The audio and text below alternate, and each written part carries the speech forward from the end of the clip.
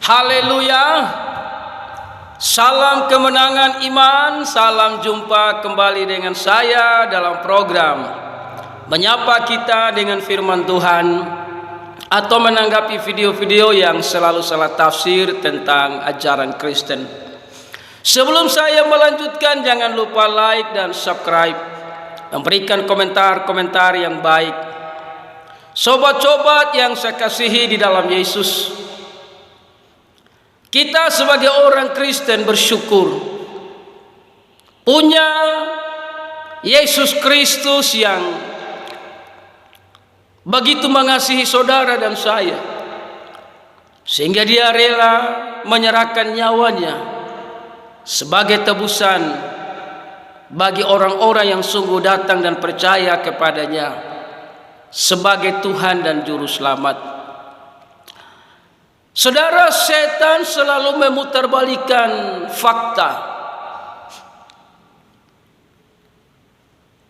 Contoh beredar di YouTube bahwa orang-orang di luar Kristen berkata, yang mati di kayu salib itu bukan Yesus tapi Yudas, orang terkutuk. Ini satu bukti hoaks, kabar bohong,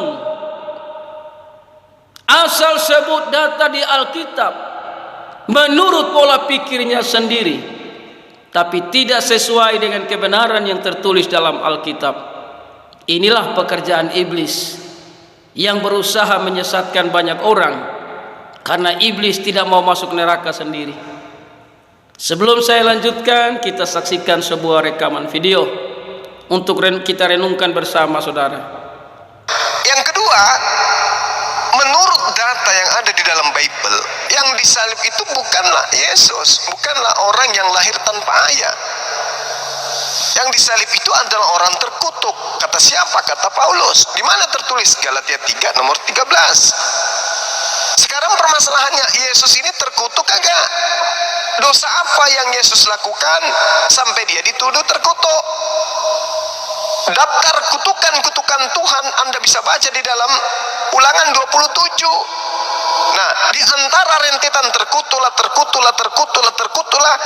itu Yesus duduk di data nomor berapa? Terkutuk karena mencuri, terkutuk karena pelit terhadap orang miskin, terkutuk karena makan uang pak yatim piatu, terkutuk karena makan suap, terkutuk karena memperkosa istri ayahnya atau apa?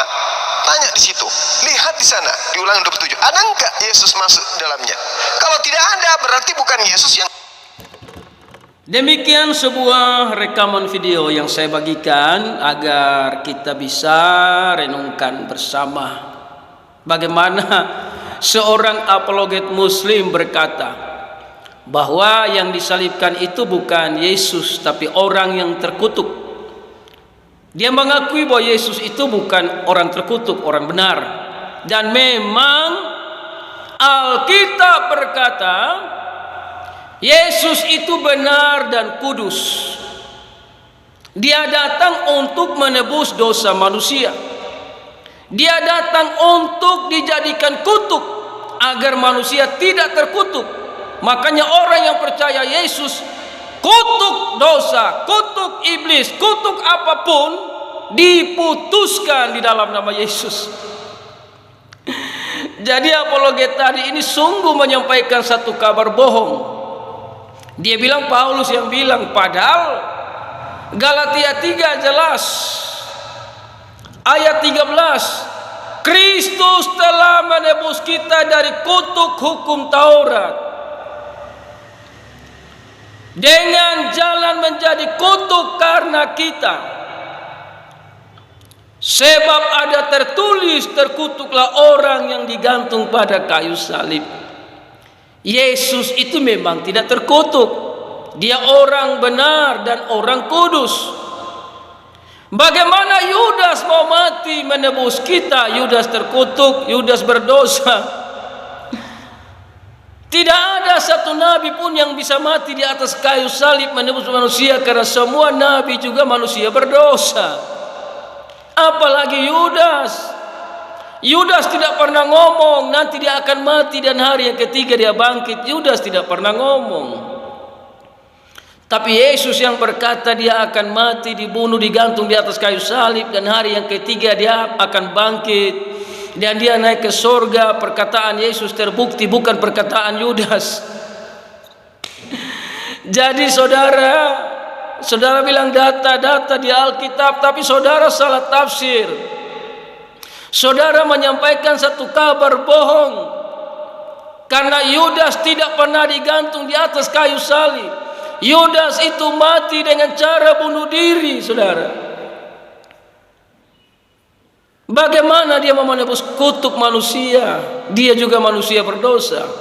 Tapi dengar, Yesus itu tidak berdosa. Dia kudus dan benar. Makanya darahnya itu layak menjadi penebusan bagi banyak orang yang percaya kepadanya. Makanya di ayat 13 yang tadi dia sampaikan, katanya di sini Yudas, bukan Yudas. Yesus yang digantung di kayu salib. Kristus telah menebus kita dari kutuk hukum Taurat dengan jalan menjadi kutuk karena kita. Jadi Yesus itu menjadi kutuk karena kita, karena manusia. Makanya dia itu layak menjadi penebus, karena darahnya kudus, darahnya suci, yang mampu menyucikan manusia dari semua belenggu dosa, saudara. Sehingga firman Allah berkata di ayat 13, Kristus telah menebus kita dari kutuk hukum Taurat dengan jalan menjadi kutuk karena kita. Sebab ada tertulis, terkutuklah orang yang digantung pada kayu salib. Artinya semua kutuk dunia sudah ditanggung oleh Yesus. Dia orang benar, orang kudus. Dia datang untuk menyerahkan nyawanya sebagai tebusan bagi banyak orang. Dan dia menanggung semua kutuk yang ada di atas kayu salib. Semua kutukan yang ditujukan kepada manusia sudah diselesaikan dengan sempurna oleh Yesus Kristus di atas kayu salib. Dengan satu kalimat terakhir dia berkata, sudah selesai. Jadi saudara mau putar kiri putar kanan juga Alkitab yang benar, karena Alkitab menulis Yesus yang digantung di kayu salib, bukan Yudas. Yudas itu mati bunuh diri, dia jatuh, dia punya isi perut lari keluar semua. Karena itulah upah kejahatan yang dia terima, saudara. Tapi Yesus ini orang benar, Yesus ini kudus, Yesus ini suci. Makanya darahnya itu layak sebagai penebus. Ayat 14, Yesus Kristus telah membuat ini. Ya, Yesus bukan Yudas ya. Yesus Kristus telah membuat ini supaya di dalam dia berkat Abraham sampai kepada bangsa-bangsa lain, sehingga oleh iman kita menerima roh yang telah dijanjikan itu. Hanya orang yang percaya Yesus, dia menerima roh Allah. Saudara tolak Yesus, saudara tidak bisa menerima roh Allah. Roh Allah hanya datang bagi mereka yang percaya Yesus sebagai Tuhan dan Juru Selamat. Jadi sekali lagi, Yesus yang digantung di atas kayu salib bukan Yudas. Kalau ada orang-orang mengatakan itu Yudas yang digantung, itu hoax, itu bohong, itu kabar yang tidak benar, dan itu dikerjakan oleh iblis. Namun berbahagialah mereka yang tetap percaya. Dia yang mati di atas kayu salib bernama Yesus, dialah Tuhan dan Juru Selamat. Berbahagialah kita yang percaya kepadanya. Haleluya.